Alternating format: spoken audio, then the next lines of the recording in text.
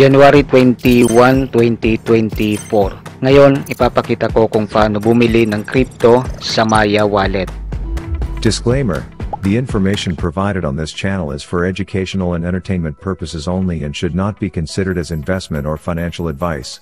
Cryptocurrency investing involves risk and may not be suitable for all investors. You should always do your own research and due diligence before making any investment decisions. We do not guarantee the accuracy or completeness of any information presented on this channel, and we will not be liable for any loss or damage arising from reliance on such information.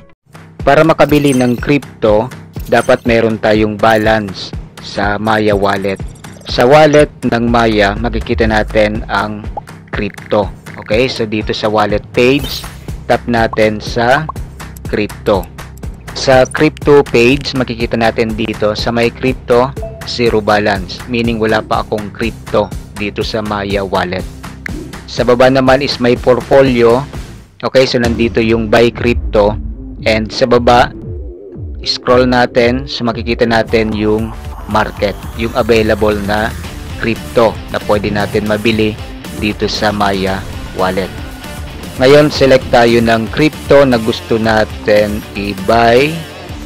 Example, try natin itong Polygon. Okay, so dito makikita natin yung chart. Ngayon, try natin bumili ng Polygon. Tap natin dito sa buy, itong plus. Ang minimum para makabili tayo is 1 peso. And maximum is depende sa wallet. Okay, so ngayon meron lang akong 139 pesos sa wallet. Try natin 30 pesos. 30 pesos worth of Polygon. Sa baba makikita natin ang price is 1 Matic is equal to 45.43. Kapag bumili tayo ng 30 pesos worth of Polygon, ang ma-receive natin is 0.66035600. Kapag okay na, tap natin dito sa continue button and tap natin sa pay. Makikita natin dito completed. Tap natin dito sa close para makita natin yung nabili natin na Polygon. Tap natin dito sa my portfolio. View natin yung transaction. Dito makikita natin yung total asset or yung balance sa crypto wallet. Okay, example, yung binili ko kanina is Matic. So, mayroon akong 0.660356 Matic.